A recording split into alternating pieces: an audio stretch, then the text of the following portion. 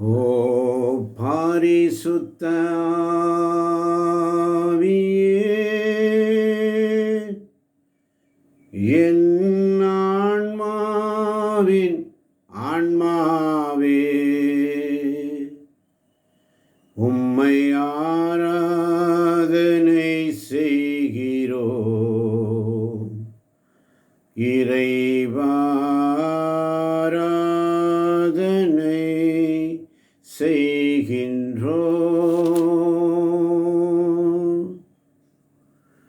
ஓ பரிசுத்த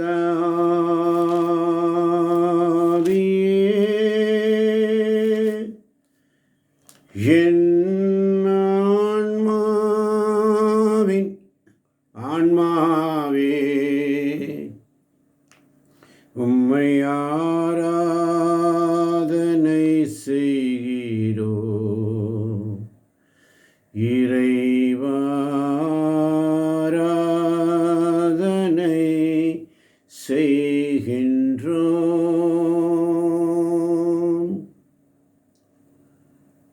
ஒப்பு கொடுக்கிறோம் சுவாமி. அதிகாலை வேளை ஆண்டவராகிய இயேசு கிறிஸ்து கருக்களில் எழுந்து இறைவனிடம் ஜெபித்தார் என்று வாசிக்கிறோம். ஆண்டவரே, இதோ நாங்கள் அதிகாலை உம்முடைய சமூகத்திலே வந்து உடைய வார்த்தை வசனங்களை தியானிக்க ஆவலாய் வந்திருக்கிறோம். அப்பா, நீர் எங்களோடு பேசும் ஆண்டவரே, நீர் எங்களோடு பேசும் ஆண்டவரே. உம்முடைய வார்த்தை வசனங்களை அறிந்து கொள்ள, புரிந்து கொள்ள, மறை உண்மைகளை வெளிப்படுத்தும் ஆண்டவரே. தானியேலுக்கு நீர் வெளிப்படுத்தினீர் சுவாமி.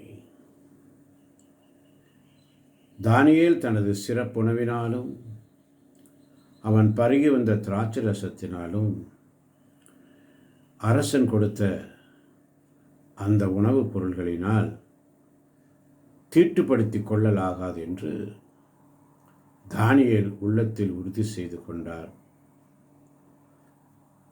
தானியேல், அனனியா, மிசாவேல், அசாரியா தானியேலுக்கு இரக்கம் காட்டது. உண்பதற்கு மரக்கறிகளையும் குடிப்பதற்கு தண்ணீரை மட்டுமே தாரும் என்று சொல்லி, அதன் பிறகு எங்கள் தோற்றத்தையும் அரசனது சிறப்புணவை உண்ணும் மற்ற இளைஞர்களின் தோற்றத்தையும் ஒப்பிட்டு பாரும் என்று சொல்லி கேட்ட பொழுது, கடவுள் அவர்களுக்கு, அந்த 4 இளைஞர்களுக்கும் அறிவையும் அனைத்தையும், இலக்கியத்தில் தேர்ச்சியையும் ஞானத்தையும் அருளினார். சிறப்பாக தானியேல் எல்லா காட்சிகளையும் கனவுகளையும் உய்த்துணரும் ஆற்றல் பெற்றிருந்தார். அன்பார்ந்த தேவச்சனமே, ஆண்டுடைய சமூகத்தில் உண்மையோடும் நேர்மையோடும் அவருடைய சமூகத்தில் வந்திருக்கிற பிள்ளைகளுக்கு ஆமோஸ் இறைவாக்கினர் புஸ்தகம் 5ஆம் அதிகாரம் 4ஆம் வசனம் மிக அழகாக சொல்லும். 5ஆம் அதிகாரம் 4ஆம் வசனம்.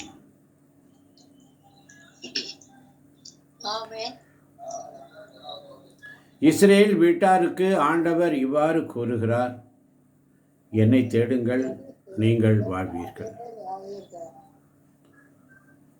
என்னை தேடுங்கள், நீங்கள் வாழ்வீர்கள். 6ஆம் வசனம் மிக அழகாக சொல்லும். வாசிக்க கேட்போம். ஆண்டவரை தேடுங்கள், ஆண்டவரை தேடுங்கள், நீங்கள் வாழ்வீர்கள். இல்லையே அவர் யோசேப்பின் வீட்டின் மேல் தீமூல செய்வார், அந்நெருப்பு அதை விழுங்கிவிடும். பெத்தேலில் அந்நெருப்பை அணைக்கக்கூடியவர் எவருமிரார். ஆண்டவரை தேடுங்கள், ஆண்டவரை தேடுங்கள், நீங்கள் வாழ்வீர்கள். இல்லையே இஸ்ரேல் வீட்டாருக்கு ஆண்டவர் இவ்வாறு கூறுகிறார், என்னை தேடுங்கள், நீங்கள் வாழ்வீர்கள். ஆமோஸ் 5:14 சொல்லுகிறது, நன்மையை நாடுங்கள், தீமையை தேடாதீர்கள். அப்பொழுது நீங்கள் சொல்லுவது போல் படைகளின் கடவுளாகிய ஆண்டவர் உங்களோடு இருப்பார். ஆத்துமாவே நன்றி சொல்லு, முழு உள்ளத்தோடு கர்த்தர் செய்த நன்மைகளை ஒரு நாளும் மறவாதே. ஆத்துமாவே நன்றி சொல்லு, முழு உள்ளத்தோடு. யோவேல் புஸ்தகம் 2ஆம் அதிகாரம் 13ஆம் வசனம் வாசிக்க கேட்போம். யோவேல் 2:13.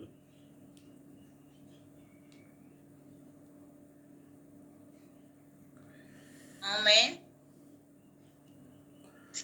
நீங்கள் உங்கள் உடைகளை கிழித்துக் கொள்ள வேண்டாம், இதயத்தை கிழித்துக்கொண்டு உங்கள் கடவுளாகிய ஆண்டவரிடம் திரும்பி வாருங்கள். அவர் அருள் நிறைந்தவர், இரக்கமிக்கவர், நீடிய பொறுமை உள்ளவர், பேரன்பு மிக்கவர், செய்ய கருதிய தீங்கை குறித்து மனமாறுகிறவர். அவர் அருள் நிறைந்தவர், இரக்கமிக்கவர், நீடிய பொறுமை உள்ளவர், பேரன்பு மிக்கவர், செய்ய கருதிய தீங்கை குறித்து மனமாறுகிறவர். இயேசு கிறிஸ்துவில் பிரியமான சகோதர சகோதரிகளே, ஒவ்வொரு நாளும்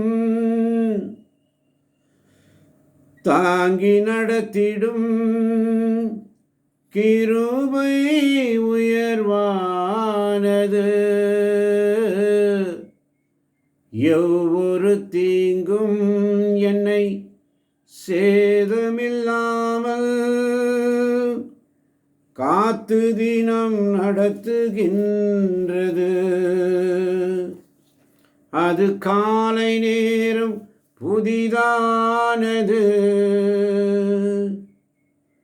என்னை கரம் பிடித்து நடத்துகின்றது. கிருபை, தேவ கிருபை, அவர் கிருபை எனக்கு போதும். மகிமை, தேவ மகிமை, அவர் மகிமை எனக்கு வேண்டும். ஒவ்வொரு நாளும் தாங்கி நடத்திடும் கிருபை உயர்வானது, ஒவ்வொரு தீங்கும் என்னை சேதமில்லாமல் காத்து தினம் நடத்துகின்றது.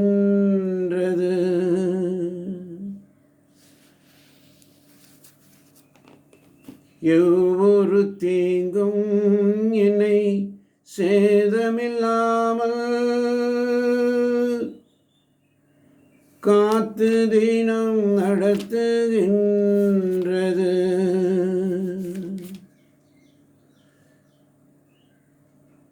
நீதிமொழிகள் புஸ்தகம் 20ஆம் அதிகாரம் 24ஆம் வசனம். நீதிமொழிகள் 20:24. ஆமென். மனிதனுடைய வாழ்க்கை பாதையை ஆண்டவர் அமைக்கின்றார். அப்படி இருக்க தன் வழியை மனிதனால் எப்படி அறிய இயலும்? மனிதனுடைய வாழ்க்கை பாதையை ஆண்டவர் அமைக்கின்றார்.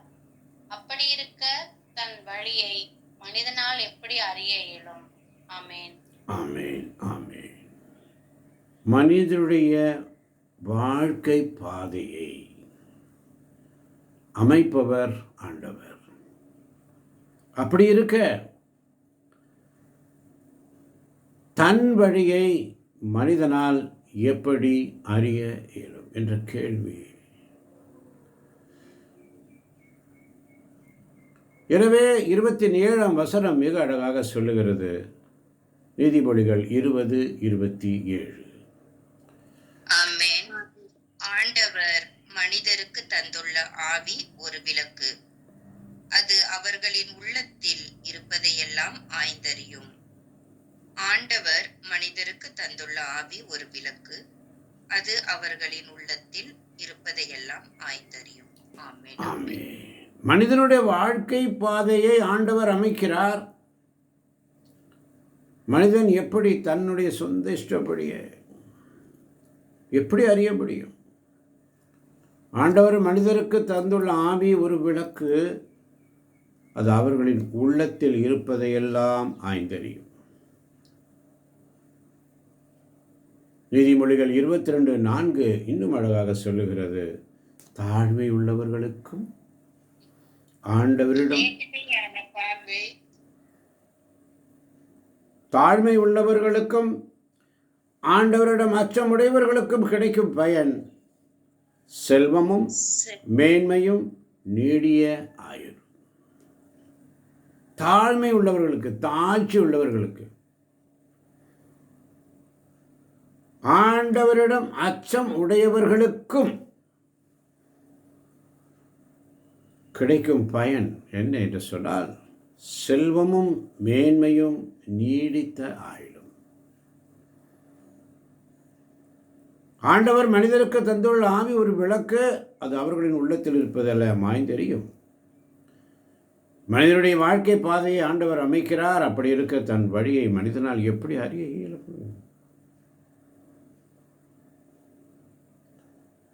தாழ்மை உள்ளவர்களுக்கு, தாழ்ச்சி உள்ளவர்களுக்கு, முதலாவது தாழ்ச்சி உள்ளவர்களுக்கு, இரண்டாவது ஆண்டவரிடம் அச்சமுடையவர்களுக்கு, பயம், தெய்வ பயத்தோடு கிடைக்கும் பயன் என்ன? செல்வமும் மேன்மையும் நீடித்த ஆயுளும். ஆமன் பார்த்தவர்களே, நீதிமொழிகள் 11ஆம் அதிகாரம் 6ஆம் வசனம் மிக அழகாக சொல்லும். நேர்மையானவர்களின் நீதி நேர்மையானவர்களின் நீதி அவர்களை பாதுகாக்கும். நம்பிக்கை துரோகிகள் தங்கள் சதி திட்டத்தில் தாங்களே பிடிபடுவார்கள். ஆமென். நேர்மையாளர்களின் நீதி அவர்களை பாதுகாக்கும். நம்பிக்கை துரோகிகள் தங்கள் சதி திட்டத்தில் தாங்களே பிடிபடுவார்கள். அல்லேலூயா. நம்பிக்கை துரோகிகள் தாங்களே சதி திட்டத்தில் தாங்களே பிடிபடுவார். நீதிமொழிகள் 12ஆம் அதிகாரம் 18ஆம் வசனத்தை வாசித்து பாருங்கள். சிந்தனையற்ற பேச்சே வாள் போல புண்படுத்தும். ஞானிகளின் சொற்களோ புண்களை ஆற்றும். ஆமென். சிந்தனையற்ற பேச்சை வாள் போல புண்படுத்தும், ஞானிகளின் சொற்களோ புண்களை ஆற்றும். எனவே 8ஆம் வசனம் நீதிமொழிகள் 11:8 மிக அழகாக சொல்லும். கடவுளுக்கு அஞ்சி நடப்போர் தூயரினின்று விடுவிக்கப்படுவர். பொல்லார் அதில் அகப்பட்டு உலர்வர். கடவுளுக்கு அஞ்சி நடப்போர் துயரிலிருந்து விடுவிக்கப்படுவர், பொல்லார் அதில் அகப்பட்டு உழல்வார்கள். அதனால்தான் 9ஆம் வசனம் இன்னும் அழகாக சொல்லுகிறது. இறை பற்றில்லாதோர் அடுத்திருப்போரை கெடுப்பர், நேர்மையாளர் தம் அறிவாற்றலால் விடுவிக்க பெறுவர். ஆமென். இறை பற்றி இல்லாதோர், தெய்வ பயம் இல்லாதோர், தம் பேச்சினால் அடுத்திருப்பவரை கெடுப்பர், நேர்மையாளர் தம் அறிவாற்றலால் விடுவிக்கப்படும். ஒவ்வொரு நாள் அவனுடைய சமூகத்தில் வந்து காத்திருக்கின்ற தேவ பிள்ளைகளே, சங்கீதம் 122:1 அழகாக செல்லும். ஆண்டவரின் இல்லத்திற்கு போவோம் என்ற அழைப்பை நான் கேட்டபோது அகமகிழ்ந்தேன். ஆண்டவரின் இல்லத்திற்கு போவோம் என்ற அழைப்பு.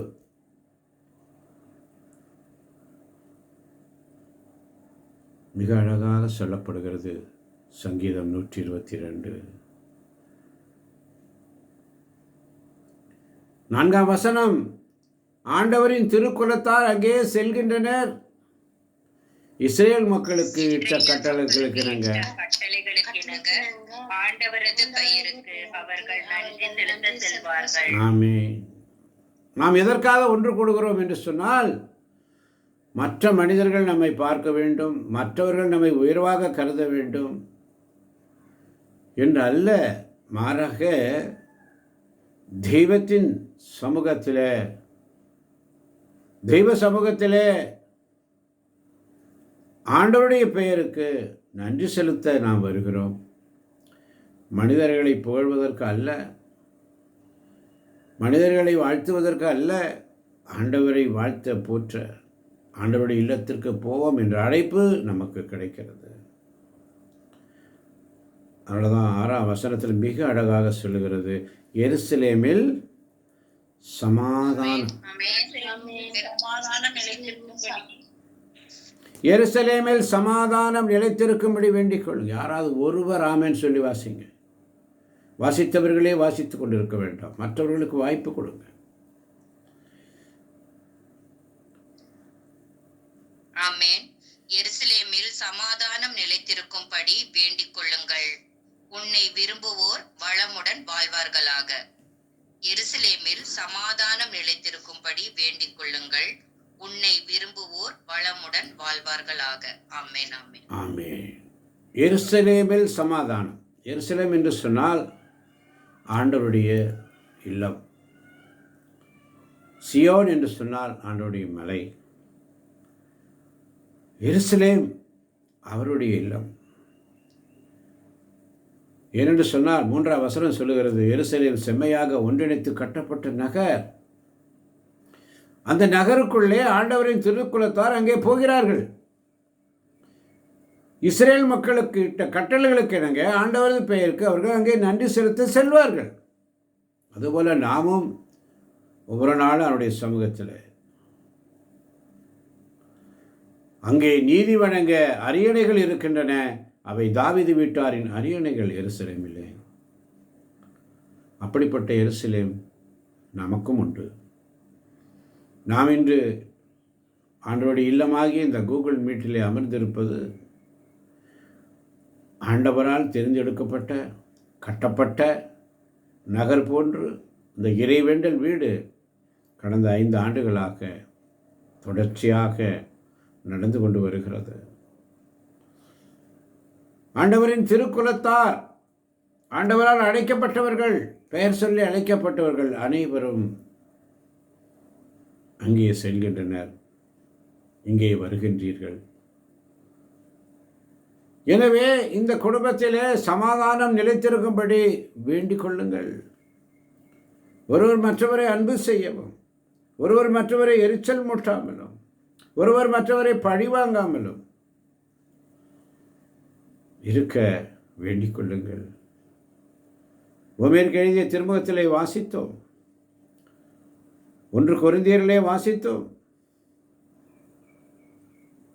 சமாதானம் நிலைத்திருக்கும்படி. எங்கே சமாதானம் இல்லையோ, எங்கே அமைதி இல்லையோ, அங்கே என்ன நடக்கும் என்பது உங்களுக்கு தெரியும். சமாதானத்திற்காக ஆண்டவரிடத்திலே மன்றாடுவோம். உன்னை விரும்புவோர் வளமுடன் வாழ்வார்களாக என்று மன்றாடுவோம். அனைவருக்கும் ஆண்டவரால் தெரிந்தெடுக்கப்பட்ட மக்கள் ஒரே உயிரும் உயிரே உள்ளவுமாய் இருந்தார்கள் என்று திருத்தூதர் பணிகள் 4:32 வாசிக்கிறோம். அவர்கள் ஒரே உள்ளமும் ஒரே உயிருமாய் இருந்தார்கள்.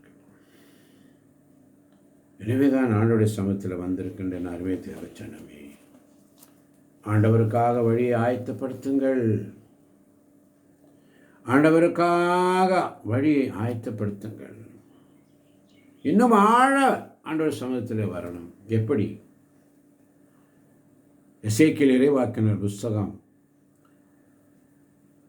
47ஆம் அதிகாரம் 3ஆம் வசனத்திலிருந்து வாசிப்போம். 3ஆம் வசனம் வாசிக்கலாம். எசேக்கியேல் 47:3. ஆமென். அம்மனிதன் கையில் ஓர் அளவு நூலை பிடித்துக்கொண்டு கிழக்கு நோக்கி சென்று 1000 முழம் அளந்தார். பின்னர் கணுக்காலளவு ஆழமுள்ள அத்தண்ணீர் வழியாய் என்னை அழைத்து சென்றார். அம்மனிதர் கையில் ஓர் அளவு நூலை பிடித்துக்கொண்டு கிழக்கு நோக்கி சென்று 1000 முழம் அளந்தார். பின்னர் கணுக்கால் அளவு ஆழமுள்ள அத்தண்ணீர் வழியாய் என்னை அழைத்து சென்றார். ஆண்டோட சமூகத்தில் வரும்பொழுது ஆழத்திற்கு வருங்க. ஆழத்திற்கு வரணும். அவருடைய வார்த்தை வசனங்களை தியானிக்கும்போது 4ஆம் வசனத்தை வாசிப்போம். அவர் மேலும் அவர் மேலும் 1000 முழம் அளந்து என்னை முழங்கால் அளவு ஆழமுள்ள தண்ணீரில் அழைத்து சென்றார். மேலும் 1000 முழம் அளந்து இடுப்பளவு தண்ணீரில் என்னை நடத்தி சென்றார். ஆமென். அவர் மேலும் ஒரு முறை வாசித்தால் போதும். அவர் மேலும் 1000 முழம் அளந்து என்னை முழங்கால் அளவு ஆழமுள்ள தண்ணீரில் அழைத்து சென்றார். இன்று அதிகாலையில் ஆண்டவர் சமூகத்தில் வந்திருக்கின்ற அருமை தேவச்சடமே, ஆழத்திற்கு, இன்னும் ஆழத்திற்கு 1000 முழம் அளந்து இடுப்பளவு தண்ணீர், 1000 அளந்து கணுக்கால் அளவு உள்ள தண்ணீர்.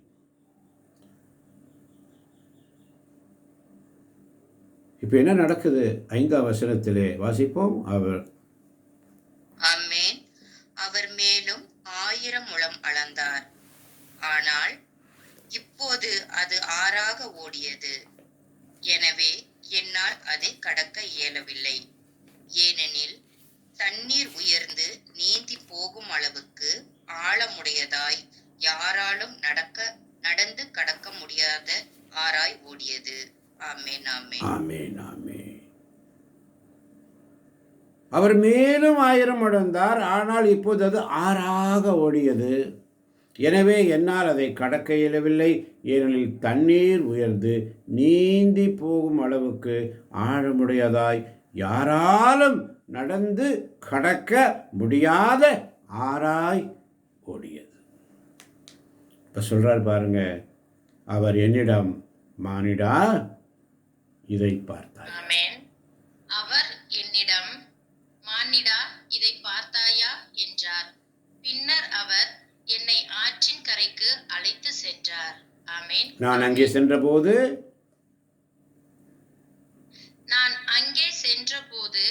ஆற்றின் இரு கரைகளிலும் எண்ணற்ற மரங்கள் நிற்க கண்டேன். அவர் என்னிடம் உரைத்தது,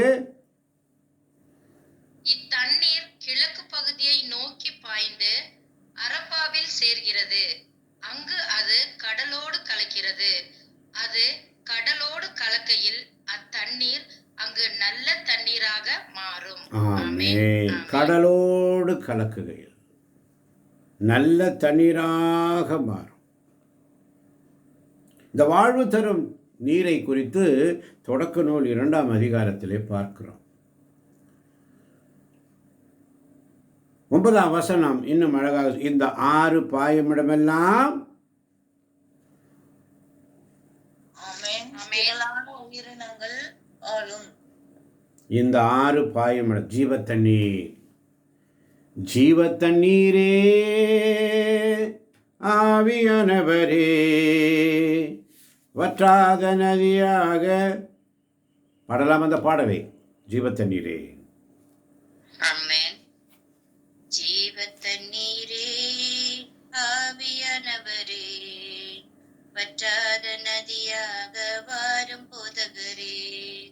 ஜீவத்தண்ணீரே ஆவியானவரே வற்றாத நதியாக வாரும் போதகரே. வறுமையா போதகரே, வறுமையா போதகரே, வற்றாத ஜீவ நதியாக, வற்றாத ஜீவ நதியாக, ஜீவ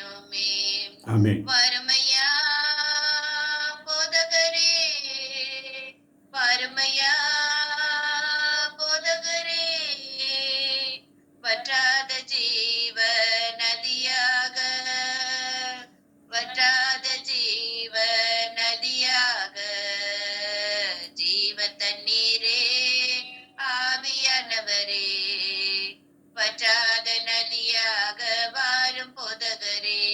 ஆமென். ஆமென். ஆமன் பாண்டவர்களே, அதுதான் 9ஆம் வசனம் மிக அழகாக சொல்லும். இந்த ஆறு பாயும் இடமெல்லாம் திரளான உயிரினங்கள் வாழும். திரளான உயிரினங்கள் வாழும். அங்கு ஏராளமான மீன்கள் இருக்கும். இருக்கும். ஏனெனில் இத்தண்ணீர் பாய்ந்து அங்குள்ள நீரை நல்ல நீராய் மாற்றும். நல்ல நீராய் மாற்றும். அது பாயும் இடமெல்லாம் யாவும் யாவும் உயிர் வாழும். அதுதான் அந்த ஜீவ தண்ணீர்.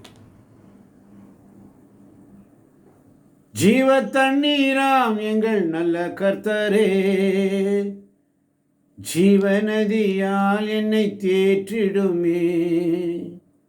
ஊற்று தண்ணீரே எந்தன் தேவாவியே, ஜீவநதியே என்னில் பொங்கி வாரும் ஆண்டவரே. உம்முடைய வார்த்தையினால், உம்முடைய அபிஷேகத்தினால், ஜீவ தண்ணீரால் எங்களை உச்சந்தலை முதல் உள்ளங்கால் வரை நிரப்பும் ஐயா. நீ நிரப்பும் ஐயா. நாங்கள் பலவீனர்கள், பலனற்றவர்கள். யாராயிருந்தால் உமக்கு லேசான காரியம். பலனுள்ளவன் பலனற்றவன், பலனுள்ளவன் பலன் இல்லாதவன், யாராயிருந்தாலும் உதவிகள் செய்வது லேசான காரியம். என் இயேசுவுக்கு லேசான காரியம். பெத்சைதா குளத்தருகில் இருக்கிறவர் 38 ஆண்டுகளாக தண்ணீரில் இறக்கி விட ஆளில்லை. ஆண்டவர் அங்கே சென்று அவரிடம், உன் படுக்கை எடுத்து நட, என்னை யாரும் இறக்கிவிட இல்லையே, எனக்கு வழிகாட்ட யாரும் இல்லையே என்று சொல்லி அவன் வேதனையோடு இருந்திருப்பான் 38 ஆண்டுகளாக. ஆண்டவர் அவனை, உன் படுக்கை எழுந்து நட என்று சொல்லும் பொழுது அவன் துள்ளி குதித்து எழுந்தான். துள்ளி குதித்து எழுந்தான். வல்லமை அவனுடைய வார்த்தை தொட்டது. ஒரு வார்த்தை, ஒரு வார்த்தை சொல்லும் கர்த்தாவேன்னு சொல்லி என் உடலெல்லாம் அற்புதம் காணும்.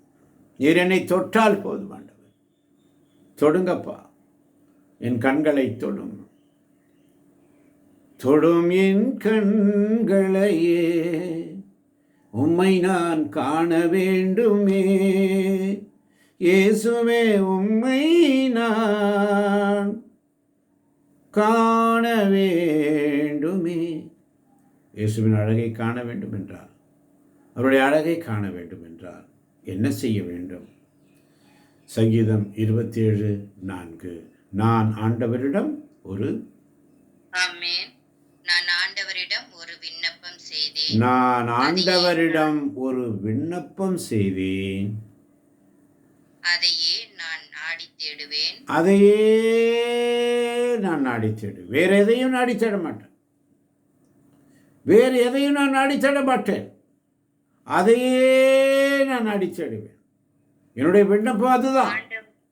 என்னுடைய விண்ணப்பம் அதுதான். நான் ஆண்டவரை இடம் என்னுடைய விண்ணப்பம் என்று சொன்னால் ஒரு விண்ணப்பம், அதையே நான் செய்ய. என்னுடைய விண்ணப்பம் என்ன? ஆண்டவரின் இல்லத்தில் என் வாழ்நாள் எல்லாம் நான் குடியிருக்க வேண்டும். பஸ், ஆண்டவருடைய இல்லத்தில் என் வாழ்நாளெல்லாம் நான் குடியிருக்க வேண்டும். அவ்வளவுதான் என்னுடைய விண்ணப்பம். அதுதான். மற்ற மனிதர்களை சந்தோஷப்படுத்த அல்ல, மற்ற மனிதர்களை புகழ்ச்சிப்படுத்த அல்ல. பிலாத்து உடைய மனைவி சொல்லுவாள், அந்த மனிதன் மேலே நீ எந்த கை வச்சிடாத, அவர் ஒரு நீதிமானாக இருக்கிறார். அவர் கனவு கண்டுட்டு சொல்கிறா, அந்த மனுஷன் மேலே எந்த இதையும் நீ பண்ணிடாத என்று சொல்லி மெசேஜ் அனுப்புகிறான். பிலாத்து அதை கேட்டுட்டு சொல்லுவார், இந்த மனுஷன்கிட்ட ஒரு குற்றமும் நான் பார்க்கலையே. அவங்கள என்ன சொல்லுவாங்க தெரியுமா? அந்த குற்றப்பழி எங்கள் மேலும் எங்கள் குடும்பத்தின் மேலும் எங்கள் பிள்ளைகள் மேலும் பிள்ளைகளின் பிள்ளைகள் மேலும் விழட்டும் என்று சொல்லி ஆர்ப்பாட்டம் செய்து அவனை சிலுவையிலறையும் சிலுவையிலறையும் சிலுவையிலறையும் என்று கத்தினார்கள். இயேசு மௌனமாய் இருந்தார். ஆர்ப்பாட்டம் செய்தார்கள். பிலாத்து கை கழுவி விடுகிறான். எதற்காக? மக்கள் அவனை பயமுறுத்துகிறார்கள். நீ செசாருக்கு ராஜாவை இருக்க முடியாது, சீசருக்கு ராஜாவை இருக்க முடியாது, நீ உன்னுடைய பதவியை இழந்து விடுவாய். தன் பதவிக்காக பிலாத்து, அந்த நேரத்தில் ஏரோதும் பிலாத்தும் அவர்களுக்குள்ளே ஒரு சிறிய வேறுபாடு இருந்தது. ஆனால் அந்த இயேசுவுடைய தீர்ப்பில் முன்னிட்டு அவர்கள் இருவரும் அங்கே நண்பர்களானார்கள் என்று வேதம் சொல்லுகிறது. மற்றவர்களை சந்தோஷப்படுத்த பிலாத்து ஒரு அருமையான வாய்ப்பு கிடைத்தது இயேசுவை விடுவிக்க. ஆனால் அவன் அதை செய்யவில்லை. அவன் கை கழுவி விடுகிறான். கை கழுவி விடுகிறான். எனக்கு என் குடும்பத்து மேல் இந்த பழி வேண்டாம் என்று சொல்லி. ஆனால் அங்கிருந்த யூதர்கள் இயேசுவை பார்த்து, இவனுடைய குற்றப்பழி என் மீதும் என் பிள்ளைகள் மீதும் எங்கள் குடும்பங்கள் மீதும் பிள்ளைகளின் பிள்ளைகள் மீதும் விழட்டும் என்று சொல்லி வாங்கி கொண்டார்கள். ஆமான் பார்த்தவர்களே, மற்றவர்களை சந்தோஷப்படுத்த அல்ல, மாறாக தேவனை மகிமைப்படுத்த நாம் ஒவ்வொருவரும் அழைக்கப்படுகிறோம். அதுதான் நான் ஆண்டவரிடம் ஒரு விண்ணப்பம் செய்தேன், அதையே நான் நாடி தேடுவேன். ஆண்டவரின் இல்லத்தில் என் வாழ்நாள் எல்லாம் நான் குடியிருக்க வேண்டும். ஆண்டவரின் இல்லத்தில் என் வாழ்நாளெல்லாம் எஜமானனே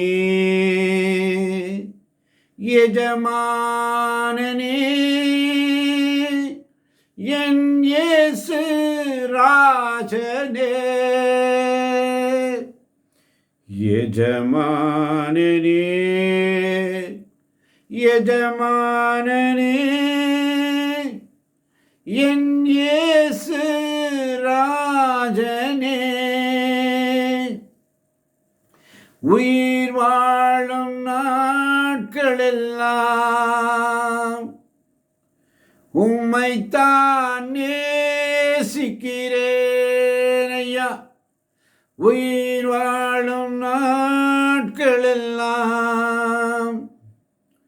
உம்மைத்தான் நேசிக்கிறேன். அழைத்தீரே உம் சேவைக்கு ஐயா, அழைத்தீரே உம் சேவைக்கு, அதை நான் மறப்பேனோ, அதை நான் மறப்பேனோ. நான் ஆண்டவரிடத்தில் ஒரு விண்ணப்பம் செய்தேன், அதையே நான் நாடி தேடுவேன். ஆண்டவரின் இல்லத்தில் அவர் அழகை நான் காண வேண்டும். அவருடைய கோவிலில் அவரது திருவுளத்தை கண்டறிய வேண்டும்.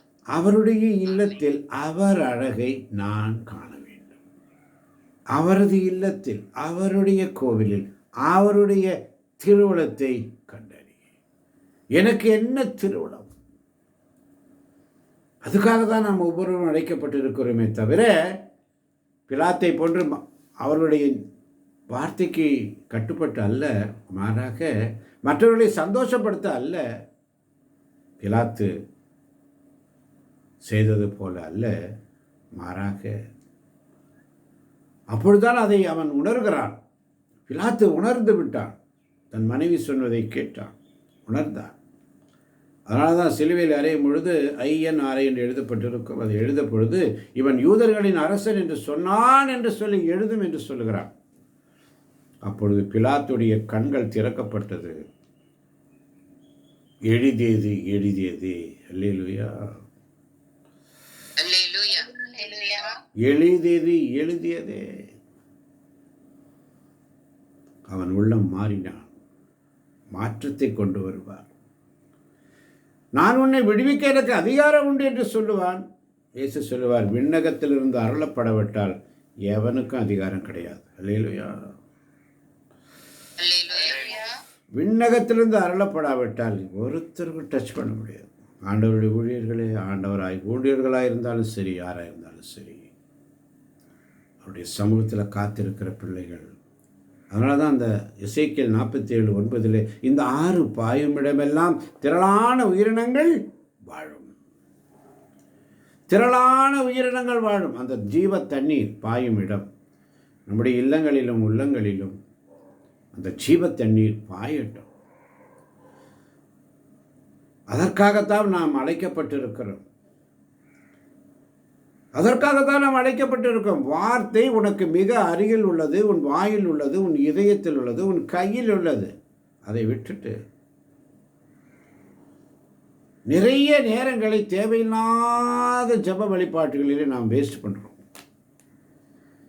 தேவையில்லாமல் ஒரு தடவை சொன்னால் போதும் பரலோகத்து மந்திரம்.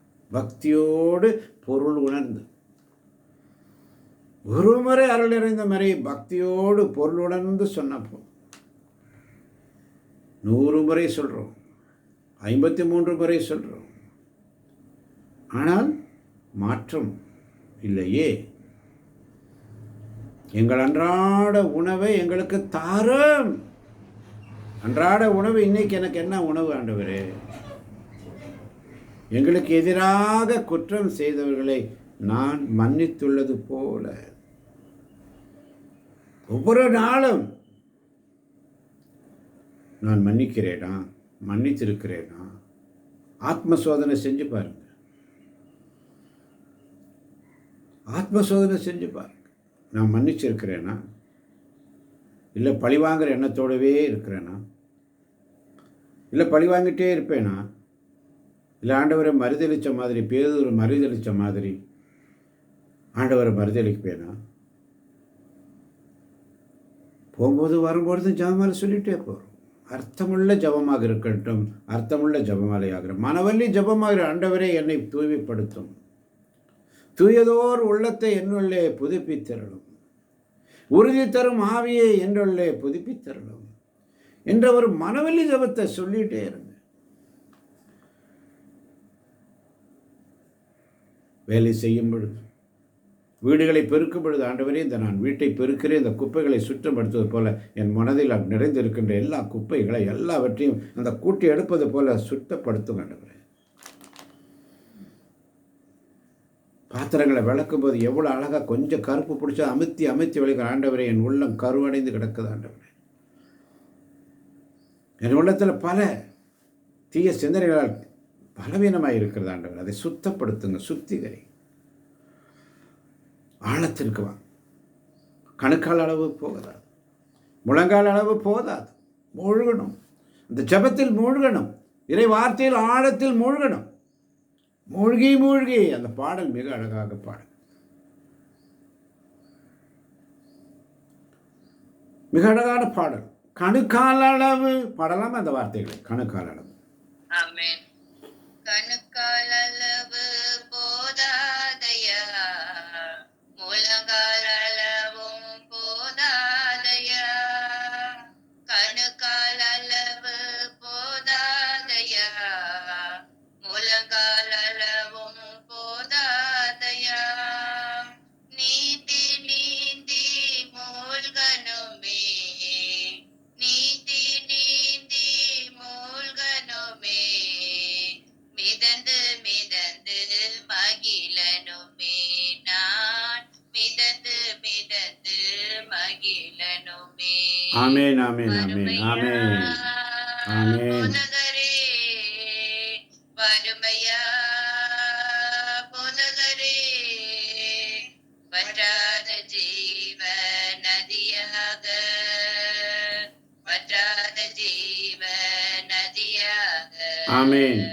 ஜீவ தண்ணீரே, ஆவியானவரே, வற்றாத நதியாக வாரும் போதகரே. ஆமென். வசனம் 9 வாசிக்க கேட்போம் வேகமாய். இந்த ஆறு பாயும் இடமெல்லாம்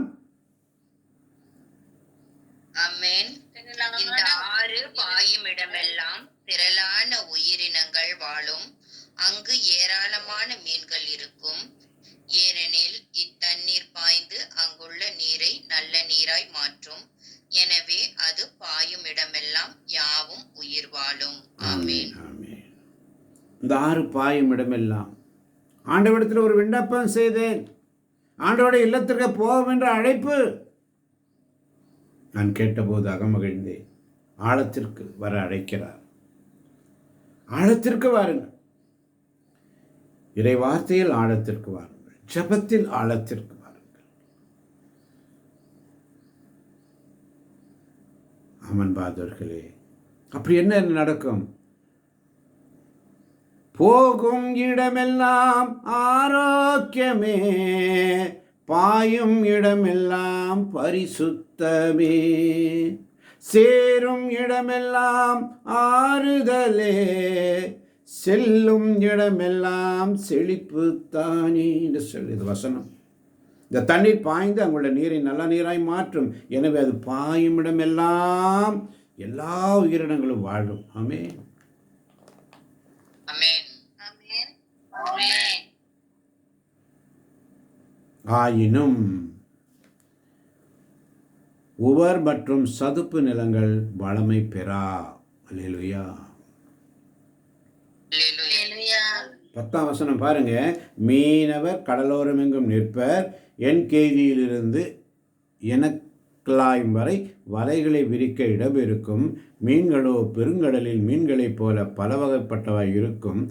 ஆயினும் உவர்ப்பு மற்றும் சதுப்பு நிலங்கள் வளமை பெறாது. அல்லேலூயா. அல்லேலூயா. உவர்ப்பு மற்றும் சதுப்பு நிலங்கள்.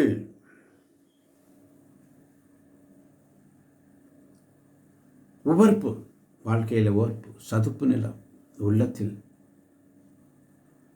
ஒப்பு கொடுப்போம். நம்மை தாழ்த்தி ஒப்பு கொடுப்போம். ஆண்டவரே, இந்த அருமையான காலை பொழுதினிலே என் உள்ளம் உவர்ப்பு நிலமாயிருக்கிறது, சதுப்பு நிலமாயிருக்கிறது. ஆண்டவர், அது உப்பளங்களாக விடப்படும் என்று சொன்னது போல ஆண்டவரே, எங்கள் உள்ளத்தை மாற்றும். ஆண்டவரே, எங்கள் உள்ள கதவுகளை நீர் திறந்தீர். ஆண்டவரே, உடைய வார்த்தை வசனங்களினால் நீர் எங்களை நிரப்பிய கிருபைக்காய் நன்றி. ஆண்டவரே, ஜீவ தண்ணீராம் எங்கள் நல்ல கர்த்தரே என்ற பாடல்களை பாடுகிறோம். ஆசீர்வதிங்கப்பா இந்த காலை பொழுதினிலே.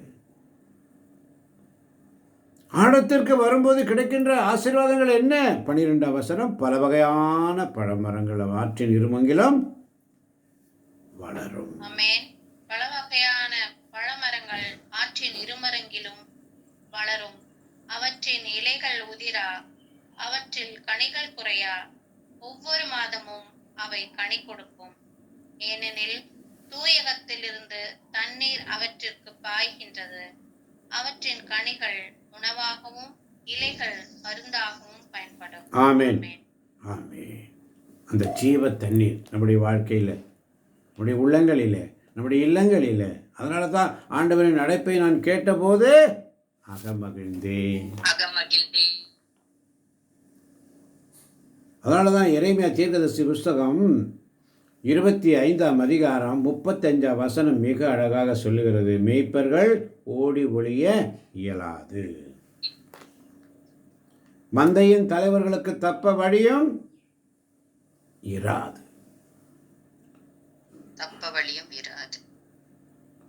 மேய்ப்பர்கள் ஓடி ஒளிய இயலாது. நம்ம ஓடி முடியாது. நாம் எல்லாம் அர்ப்பணிக்கப்பட்டவர்கள், ஆண்டவருக்கு ஊழியம் செய்ய பெயர் சொல்லி அழைக்கப்பட்டவர்கள். சாக்கு போக்கு சொல்லி எங்கேயும் எஸ்கேப் ஆக முடியாது.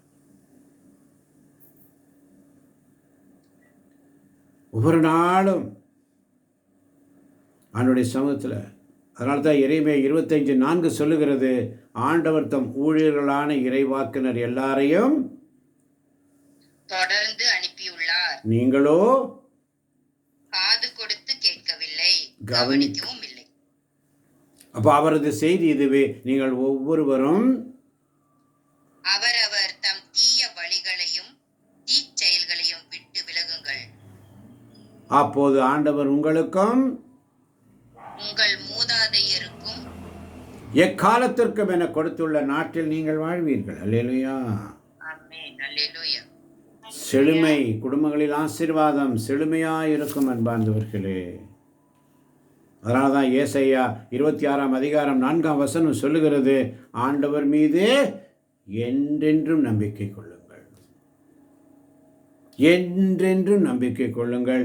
ஏனெனில் ஆண்டவர் என் ஆண்டவர் என்றும் உள்ள கற்பாரை. ஆமென். ஆண்டவர் மீது என்றென்றும் நம்பிக்கை கொள்ளுங்கள். ஆண்டவரிடத்தில் உடைய விண்ணப்பம் செய்தேன் என்று சொன்னால் அது விண்ணப்பம் செய்தாகிவிட்டது. Application sanction. ஆண்டவர் அப்ரூவல் பண்ணிட்டார். அவருடைய இல்லத்தில் அவருடைய அழகை நான் காண வேண்டும் என்று சொல்லி. ஆமன் பார்ந்தவர்களே, ஒவ்வொரு நாள் அவருடைய சமூகத்தில் காத்திருக்கின்ற, அதனால தான் நீதிமொழிகள் 12:1 சொல்லுகிறது, அறிவை விரும்புவோர் கண்டித்து திருத்தப்படுவதை விரும்புவர், கண்டிக்கப்படுவதை வெறுப்போர் கண்டிக்கப்படுவதை வெறுப்போர் அறிவற்ற விலங்குகள். விலங்குகளுக்கு சமானம்.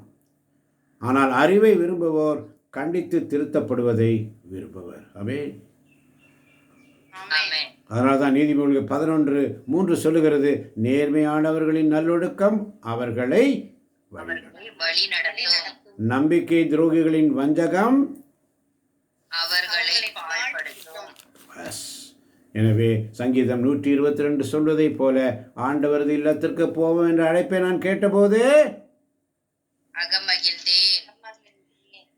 மகிழ்ந்து ஆண்டவருடைய சமூகத்தில் இதோ நாங்கள் அடியெடுத்து வைத்து வாயில்களில் நிற்கின்றோம். ஆண்டவரின் திருக்குலத்தார் அங்கே செல்கின்றனர்.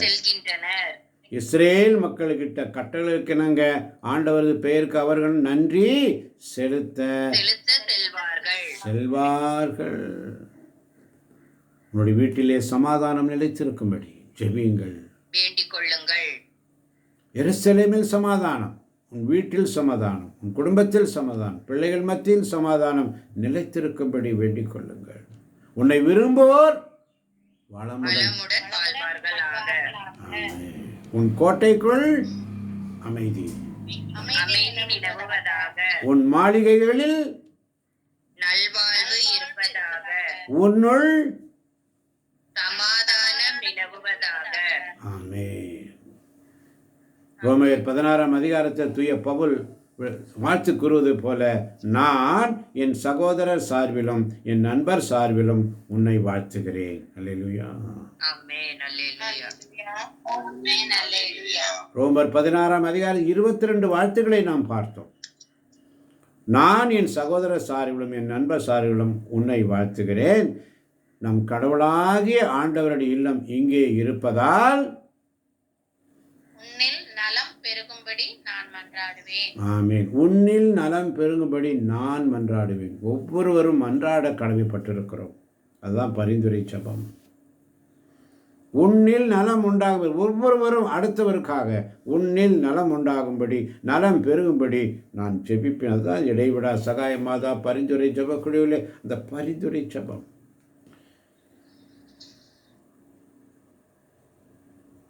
உம்மழகான கண்கள் என்னை கண்டதாலே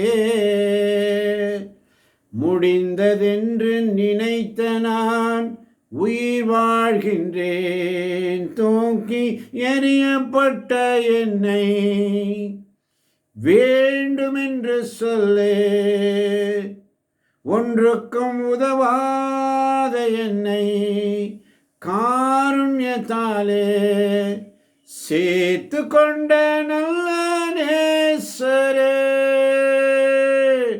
உம்மழகான கண்கள் என்னை கண்டதாலே கொண்டதாலே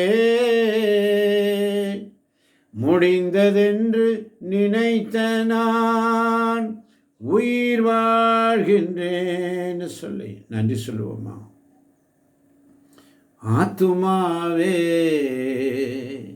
நன்றி சொல்லு முழு உள்ளத்தோடு. கர்த்தர் செய்த நன்மைகளை ஒரு நாளும் மறவாதே. ஆத்துமாவே, அந்த பாடல் வரிகளை பாடலாமா? ஆத்துமாவே நன்றி சொல். ஆமென். ஆத்துமாவே நன்றி சொல்லு முழு உள்ளத்தோடே. என் ஆத்துமாவே நன்றி சொல்லு முழு உள்ளத்தோடே. கர்த்தர் செய்த நன்மைகளை ஒரு நாளும் மறவாதே. கர்த்தர் செய்த நன்மைகளை ஒரு நாளும் மறவாதே. குற்றங்களை மன்னித்தாரே. ஆத்துமாவே நன்றி சொல்லு முழு உள்ளத்தோடே. ஆமென், ஆமென். குற்றங்களை மன்னித்தாரே, நோய்களை நீக்கினாரே. குற்றங்களை மன்னித்தாரே, நோய்களை நீக்கினாரே. படுகுழி நின்று எடுத்தாரே, மீட்டாரே. படுகுழியிலிருந்து நம்மை மீட்டாரே. நன்றி சொல்லு, மறந்து போகாதே. அவர் செய்த நன்மைகளை ஒரு நாளும் மறவாதே என்ற சிந்தனையோடு ஆண்டவரது இல்லத்திற்கு போவோம் என்ற அழைப்பை கேட்கும் பொழுது, ஆண்டுடைய சமூகத்தில் வந்திருக்கின்ற அருமை தேவஜனமே, உங்கள் இல்லத்தில் சமாதானம் நிலைத்திருக்கும்படி வேண்டிக் கொள்ளுங்கள். உங்களை விரும்புவோர் வளமுடன் வாழ்வதற்காக வேண்டிக் கொள்வோம். உங்கள் வீடுகளிலே அமைதி நிலவுவதற்காக வேண்டிக் கொள்வோம். உங்கள் மாளிகைகளில் நல்வாழ்வு இருப்பதற்காக வேண்டிக் கொள்வோம். உன்னுள் சமாதானம் நிலவுவதாக என்று சொல்லி, உன்னை விரும்புவோர் வளமுடன் வாழ்வார்களாக. உன் கோட்டைக்குள் அமைதி நிலவுவதாக. உன் மாளிகையில் நல்வாழ்வு இருப்பதாக. உன் வீட்டில் எப்போதும் சமாதானம் நிலைத்திருக்கும்படி நம் கடவுளாகிய ஆண்டவருடைய இல்லம் இங்கே இருப்பதால் என் சகோதரர் சார்பில், என் நண்பர் சார்பில் உன்னை நான் வாழ்த்துகிறேன் என்று சங்கீதம் சொல்லுகிறது. என் ஆண்டவருடைய இல்லம் இங்கே இருப்பதால் உன்னில் நலம் பெறும்படி, உன் குடும்பத்தில் நலம் பெறும்படி, உன் பிள்ளைகள் ஆசீர்வாதமாக இருக்கும்படி நான் மன்றாடுவேன் என்று சொல்லி, ஒவ்வொரு ஊழியக்காரனுக்கும், ஒவ்வொரு தேவ பிள்ளைகளுக்கும் இந்த வாக்கு தத்தம் நமக்கு கொடுக்கப்படுகிறது என்பதை உணர்ந்தவர்களாக இதை கேட்கப் போகின்ற, யூடியூப் வழியாக கேட்க இருக்கின்ற அனைத்து பிள்ளைகளையும் ஆண்டவர் நிறைவாக ஆசீர்வதிப்பார். இந்த நாள் முழுவதும் நாங்கள் ஏறெடுக்கின்ற ஒவ்வொரு காரியங்களையும் ஆண்டவர் உங்களை மென்மேலும் ஆசீர்வதிப்பார். அந்த நம்பிக்கையோடு போக, நீங்கள் ஏறெடுக்கின்ற எல்லா காரியங்களையும் அவர் பார்த்துக் கொள்வார். யுத்தம் அவருடைய, அவர் பார்த்துக் கொள்வார். என் மகனே, மகளே, கவலைப்படாதே, திகையாதே, நான் உன்னோடு இருக்கிறேன். சோர்ந்து போகிறாயா? சோர்ந்து போகாதே. சோர்ந்து போவதில்லை, நாங்கள் சோர்ந்து போவதில்லை. அதி சீக்கிரத்தில் நீங்கிவிடும் இந்த லேசான உபத்திரவம் சொல்லி அவனுடைய சமயத்தில் வந்திருக்கிற அருமை தேவச்சனமே, அப்பா பிதாவே, இந்த காலை பொழுதில் எசேக்கியேல் 47 வழியாக நாங்கள் எப்படி ஜெபத்தில், இறை வார்த்தையில் ஆழமாக இருக்க வேண்டும். ஆழத்திற்கு போய் மூழ்கி மிதக்கும் பொழுது எங்களுடைய ஆசீர்வாதம் எப்படி இருக்கும் என்று சொல்லி நாங்கள் வாசித்தோம், தியானித்தோம். ஆண்டவரே, எங்கள் வாழ்க்கையிலே அதை நாங்கள் பயன்படுத்த ஒருமனப்பட்டு இதோ வந்திருக்கிறோம் ஆண்டவரே. இதோ சங்கீதம் 122 வழியாக நீர் எங்களுக்கு கற்பித்தீரே, மக்கள் நன்றி ஆண்டவரே. ஒவ்வொரு பிள்ளைகளையும் உடைய கரங்களில் ஒப்புக் கொடுக்கிறேன். ஆசீர்வதியும் பலப்படுத்தும் இயேசுவின் நாமத்தில் பிதாவே. ஆமென், ஆமென், ஆமென். ஆண்டவர் உங்களோடு இருப்பாராக. ஆன்மாவோடும் இருப்பாராக. ஆண்டவரே இரக்கமாயிரும். ஆண்டவரே இரக்கமாயிரும். கிறிஸ்துவே இரக்கமாயிரும்.